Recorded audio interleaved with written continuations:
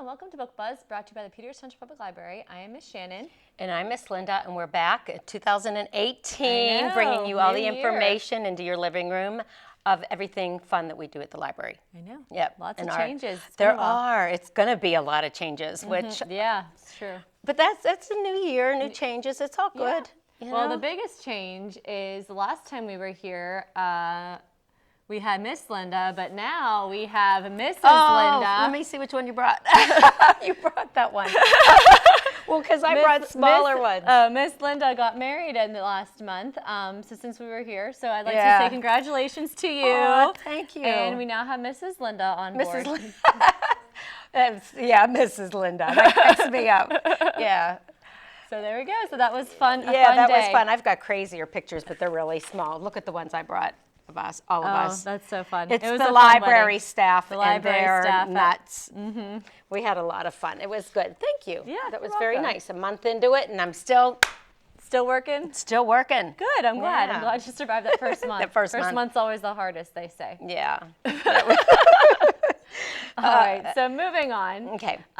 We also do have some changing in our staff. So please make sure when you're in the library, come out and meet our new friend, Miss Sydney. She's been working in our department with us too, so she's a lot of fun. She'll be hanging out with the teens a lot and doing some things, so make sure you come and say hi to her. Teens, come on in. Yep. Yeah. So new face. Come meet Sydney. So yeah, lots of fun stuff going on. Yeah. All right. Okay. It'll be enough to put over there. I feel so lost. Like we're doing one show today for January. Right. This is like our Happy New Year show. Happy New Year special. The Happy New Year special. I feel like we owe our fans, our public, another show, but we'll be back for February. Yes. But it was a crazy season. Yes, you know, busy holiday season and sickness. Yeah, I was sick. And yeah, it's been fun. But All we're right. back. We're back back for New Year. All right. And we're going to start Spin it. off. I can't wait to hear what library news from around the globe with Mrs. Linda. We have Mrs. Linda. Oh, funny. Okay, I thought this would be a fun one to start out with for the new year. Okay, just as a reminder for the entire universe. All right. So this covers everybody on the globe. Okay. All right. I like to kind of think big. So this is all right. This was from the CBE Librarian newsletter, and it is called. It is 10 reasons that libraries are still better than the internet. Okay. I want everybody to listen, because if you think that Google, you know, like you want to find out something, just get on Google. It's way more than Google. Okay. You know, so we are way more than we are the professional Googlers. Right. Right. There we go. Yes. Right. Isn't there? We had a cartoon like that. Yes. It said something like the original Google. It was somebody looking in a card catalog, the physical hard card catalog, that like the drawers. Yeah. And it said prehistoric Googling. Yeah. Okay. That's what it is. Okay. Moving on. Numero uno. Here we go. Why the internet is no substitute for a library. Number one, libraries are safer spaces. The internet brings people together, often in enjoyable, productive ways, but there's cyberbullying. There's trolling that leave people reluctant to engage with folks that they disagree with or share their ideas in the first place. Libraries are places where people can gather constructively, and all are welcome. Amen. Good. All are welcome. Okay, that's only one. Libraries. Okay, moving on. Number two. Numero dos. Remember, our show's a half hour long. Okay. All right, real quick. Moving along. Libraries respect history. Okay. Because of the content of our library collection, that, you know, we're really careful with it, especially like documents and archives, like the acid-free papers and the things that we do, like for our township, all the we do a lot of historical things for our township, for sure. We've got that. All right, librarians digitize influential primary sources, which is true. We put a lot of things, you know, and make things available digitally. Say that fast, really fun. Digitally. I can't. Yeah, I know. I can't do it. Okay, that. We do that too. We're really good. We use emerging technology to further the information. Librarians, number 4, librarians are leaders in increasing online access to scholarly information. Scholarly. Not all information to all of our high school students is scholarly or necessarily true. Okay. I don't like using that. Well, there's another term that, but fake news or whatever. But Yeah. I don't like that. So I just want to say, be careful. Yes. With what you are, Not everything you what read you are online using. is the truth. That's right. What you use as your resources. Librarians are publishers. Guess what? We are Okay, but I'm going to work on this thought. We are scholarly publishers. Okay, you need to elaborate on that. No, okay. Okay, no, we're not. Scholarly publishers still provide the journals and books that researchers develop. Librarians have joined the efforts by becoming publishers themselves, which is true. A lot of librarians, people in this industry, have published. Me personally, Working on it. Yeah, I am. I'm working on it. And you? Sure. Okay. Getting there. All right, we're getting there. All right, this is my area. But libraries host maker spaces. Yes, we do. But we have an adult maker space, and we have one for the tweens and the teens. Librarians guide you to exactly what you need. Instead of just getting on Google, we will take you and help you find the books, find the material, find the journals, or maybe even offer some good sites for them to get the information. Okay, good. Besides Google. In school, they did not, where I am now, you can't Google. No. Librarians do not track your reading or search history to sell you things. So what they're referring to is if you're on the internet, like through That's creepy Amazon, sometimes. The advertisements that will come up as they know. or on your Facebook, they start seeing your patterns, and you're like, it is creepy. I want them to mind their own business of what I order. So it says, though, like as an example, Amazon Books recommend, and I'm an Amazon Prime member, recommend, books, but they're in it for the money. Right. They need to make a profit. We need to educate. And You're really getting real powerful on this one, Miss am Linda. I? Yeah. We're I educating. feel like you're preaching. I am. This is a new Hallelujah, year. They all need to right. know how we are. And the library, or the last ones, and this is particularly true, I can say. I know it's a little bit more difficult in a school library, but particularly in a public library, librarians do not censor. Right. There are a little bit more issues when working in a school library. Right, for sure. The things that they have to go through in order to add things to their collection, whereas we are a public library, and it is our job to make sure that we have everything available to the public. Yes. And so it's not our job to censor. You are absolutely right. So we continue to provide benefits that are both tangible, such as community spaces, human interaction, and harder to quantify access, privacy, intellectual freedom. Hallelujah. Amen. Good one. Intellectual freedom. I'm very it is. inspired now. Are Thank you? Yeah. Okay. Sure. Let's go back and read. All right. So back to you again. One of our biggest events of the winter is our relatively newer program, our Preschool Palooza. Preschool-a-Palooza. Preschool-a-Palooza. I know, it took me a while to be able to even say that. That's coming up not this coming Saturday, the following Saturday on the 20th. Yep. This is our second year of doing it, and what I liked about it is like your animal fair, where we get organizations together, and in this case, we get preschools together, to come in, set up tables, have information, to give out, and people there to represent them, to talk about what they offer so that parents can see what is available in our township and make good choices for their child. I'm sure, how many times do we get asked, and this is one of the things that prompted doing something like this, how many times do we get asked for recommendations for preschools? We do. Right. Do you know of any preschools? Will you recommend any preschools? And we don't. We're not allowed to now. No. But there's so many good ones. But that's what I say. I said, there are so many good ones. We are so blessed in this community. But the important thing is to look at each and every one and pick what's best for your child. Right. Because they all offer things a little bit differently. Yeah. They all have really good qualities, but some have different hours that might not work for you. Exactly. And all those kinds of things. So this is nice where it's like and a they have one-stop different- shop. Right, because there's some, you just realize when, you put well, in our business we realize it too, but putting your kids through preschool, you start realizing there's different styles too. Some might be very formatted and structured, and the other one is more, learn on your own, like one big giant maker space and find your own, it's whatever works for your child. What's going to work for your child, what's going to work for you, for so, sure. what time? It's, they put the thing up, I think it's at 12:30 to 2:30, I want to say. 2 hours, lots of information. Don't miss it. Yeah, stop in and do some shopping around. Absolutely. And then we'll have some fun things going on for kids, and we have at least, I think, it was 10 to 12 preschools. Great. For sure.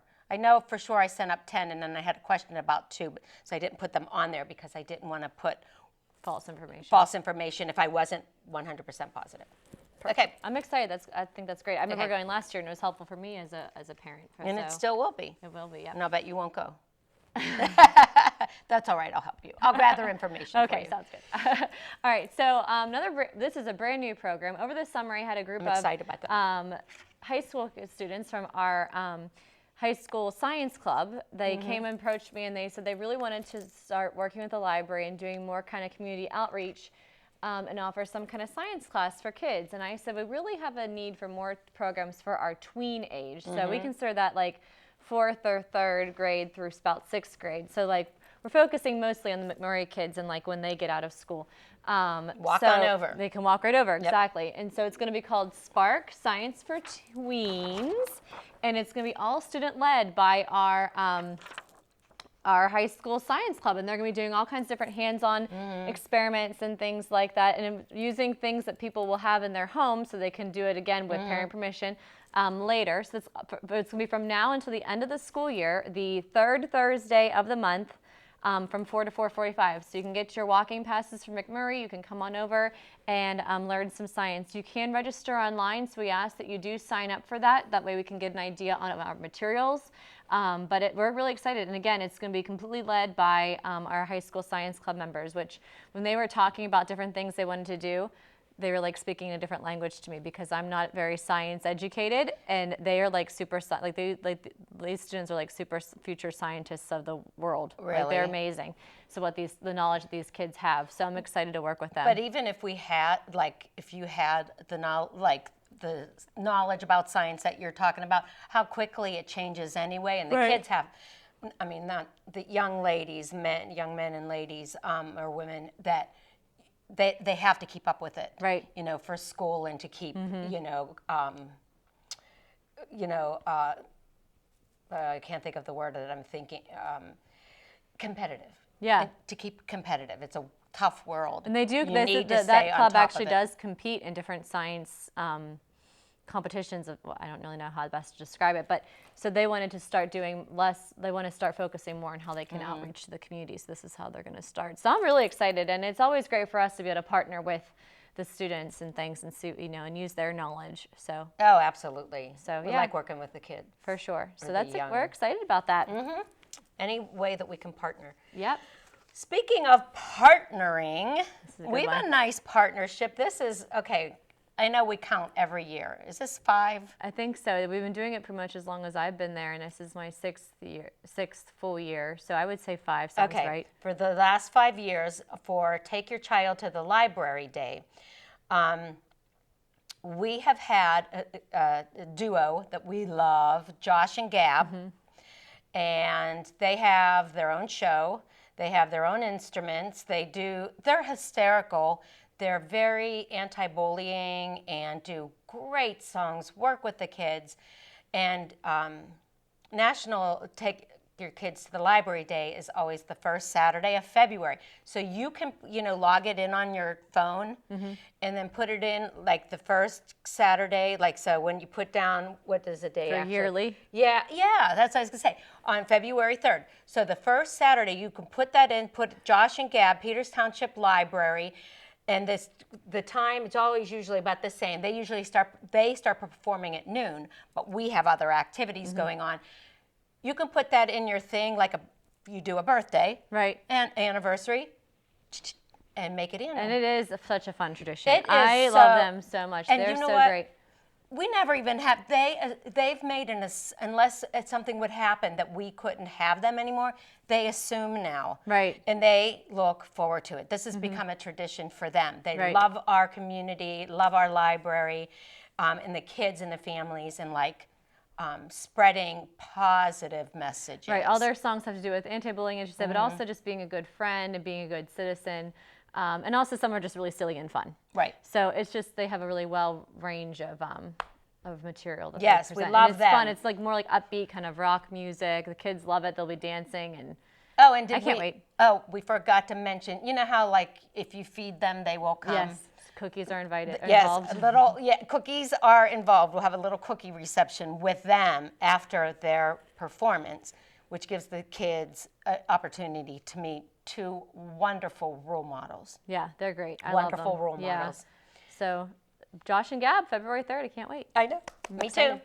Right, last big order of business before we go into our books is our intern, Caroline, who is awesome, by the way. We're really lucky to have her. She is working with me to do a young adult reading challenge that's going to last for the entire year. So we're starting it a little bit late in January, but it's going to continue now until the end of 2018, which I still can't say 2018. I know. But anyways, and it's different challenges. We are doing something like this, similar to this for adults, but ours is just a little bit, she tweaked it a little bit to make it fun for teens. So there's 16 challenges, so more than one a month. One's like read a banned book, read a classic. My favorite one is go to the library and pick a book with your eyes closed. Oh, I like that. That's fun. Yep. So, or a book inspired by a movie, a new release, a graphic novel. And mix it up. That's why you join book groups and things. Right. So it gives you a little bit of all different kinds of things. And I love it. When you register for it, you do have to come in and sign up in the Youth Services Department. You'll get a new folder with all kinds of information and book recommendations and things. And there's a bookmark in there. And when you read your book, you'll come in and just see one of us, and we'll stamp your bookmark. And then when you get every book that you read for this challenge, you'll get a chance to win a prize basket. Nice. And we're gonna because it's all year, we're gonna do multiple baskets throughout the year instead of the same basket sitting all year. Okay. So every 3 months we'll raffle it off. Nice. And then we'll connect it to our, in the summer we'll connect it to the teen summer reading program in some way with those baskets. Fun. And then when you get halfway through the challenge, when you read 8 books, you'll get to pick out a free brand new book to keep, because we have a nice supply of books that we'd like to be able to give away. And then when you've completed, if you do get all 16 books read, we have a grand mystery prize for you. And I am not allowed to disclose what that is yet. Oh, funny. Because maybe I don't know. No, just kidding. To be determined. But it's going to be awesome. So make sure you come in and sign up for that. And there's really no deadline. You have the entire year. So, some kids are able to read a lot of books at one time. Maybe you might do the bulk of it over part of your summer reading. That's fine too. But a really fun thing that we're adding this year, just to kind of broaden your horizons on what you're reading. So it's going to be a lot of fun. I have a question. Is there an age limit on this? So this is for our teens, which we consider 6th through 12th grade. Yes, adults like to read, though. I know. But there is a cool adult challenge also in our lobby. Similar idea. That's different genres and things you have to pick and choose from. I know, but I had a particular person in mind. Myself. Am I too old for it? You need to do the adult challenge instead. Darn. All right. Well, because I like, a lot of the YA books, too. Right. Well, that's actually what's cool about the adult challenge is it's also bringing in a lot of YA stuff. There's a lot of graphic novels on that list. Yeah, because you can pull it from anywhere. Right. For sure. All right. Okay, we're going to have some fun now, right? Yeah, we have some cool books to talk about. We do. Really cool books. So you thought of it, which I loved it. How Go ahead, explain about the books with the So, weird titles. Yeah, so we were, the last couple months we were doing all of our different holiday books, and now we're done with holidays, so we're kind of moving on. And I was just like randomly walking through the shelves, and I'd seen a book that we had just gotten in. I'm like, well, that's a title for you. And I said to Linda, for Book Buzz, why don't we go through our shelves and pull out books that, you shouldn't necessarily judge a book by its cover or by its title. However, there are some very special titles in our collection that we wanted to bring up. So go ahead. Yeah, we're going to have fun with it. And again, I'm so glad you said that. Never judge a book by its cover or its title. And wait a minute. Sometimes they do, especially in the children's department. Absolutely. Because if you have anything that has the word fart on it, it will go out. You know, like Walter. I'm so glad you talked about that because Walter the farting dog. Yep. Well, this is called fart. This is so gross. Dr. Proctor's fart powder bubble in the bathtub. Well, I saw that was in your bin, and I'm so glad you decided to bring this up first because when we first started our episode, you were talking about why libraries are so important, right? Right. And how Google is not true, necessarily.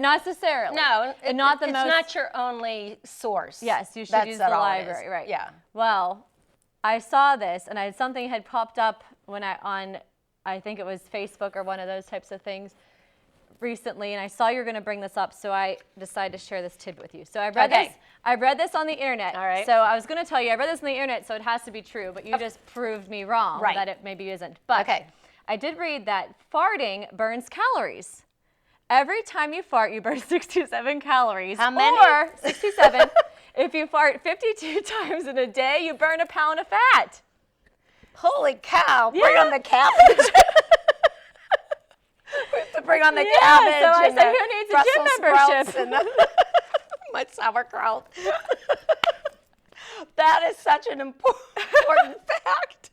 That's funny. So there you go. You know what? I believe it. I do. And there's a lot involved in that. There are people that we both may know, like are in your lives, that should be super skinny.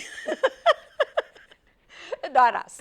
Not us. I mean, no. that's. I know what you're saying. You know what that's I'm saying. That's so funny. No, yeah, and I sent it to one of my friend that would fall in that category, and I said, I would assume that you're like the most fit person I know.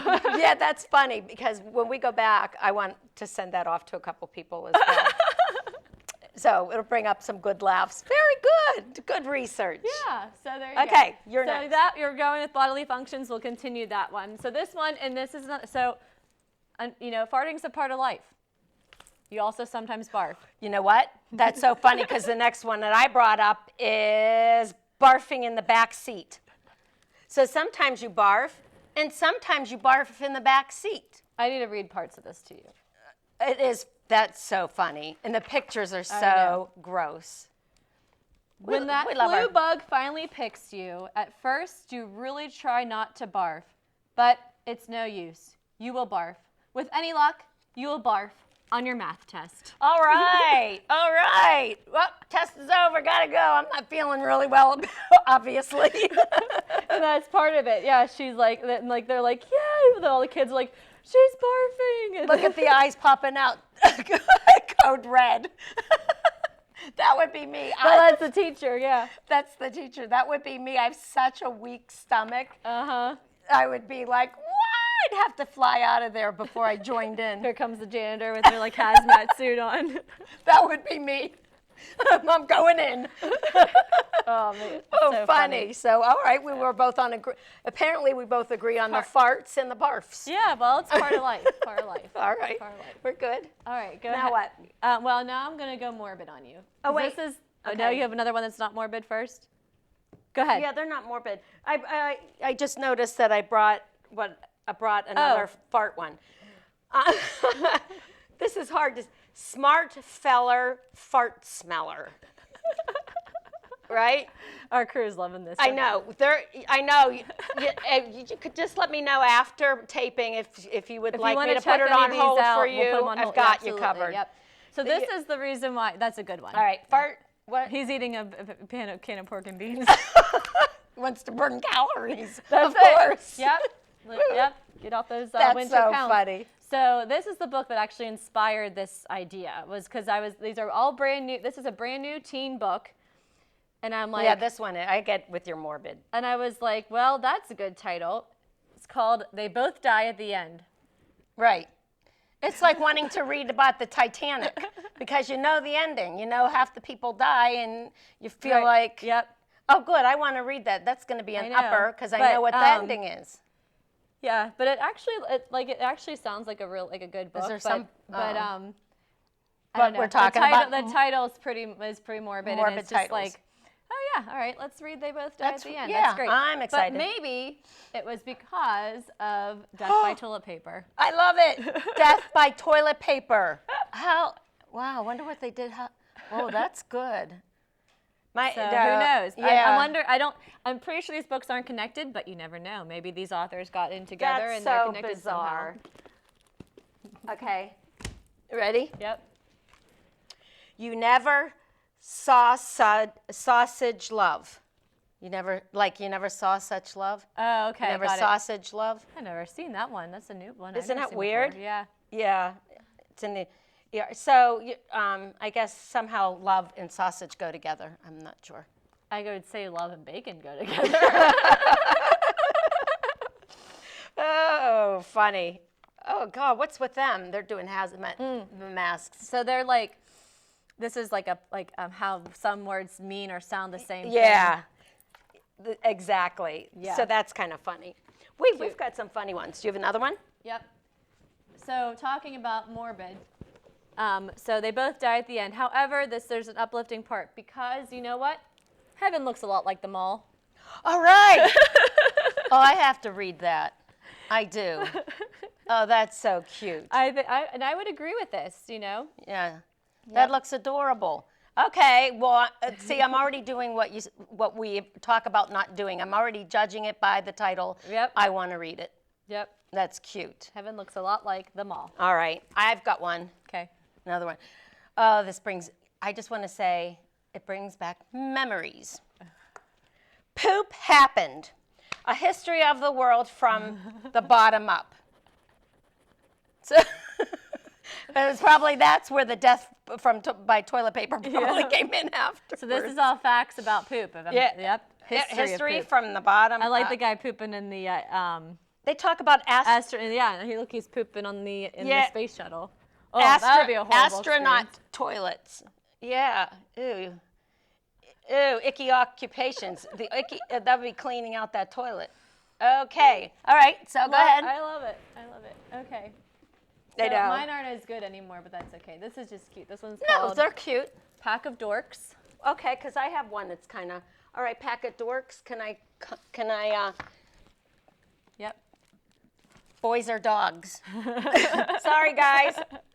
Cute. Don't judge a book by its cover or title. So when you said, not that your boys are dorks, but just, okay. It connects, though, I think. All right. For sure. All right. So that one. And Any this more? one is particular. We've I'm got sending out to you, Linda. This one. My final one. All right. I hate everyone but you. Oh, this is going to be a nice way to end. This book's super cute because it's told completely through text message, email, digital kind of communication. Okay, and this one, we should have ended on that one because that's such a nice one. Let's talk about, this is gross, tongues. Ooh. Gross. Okay, yeah, let's talk about tongues. Make sure you visit the Peters Township Library for the most unique books in the township. Yep. Happy New Year. Happy Enjoy. New Year.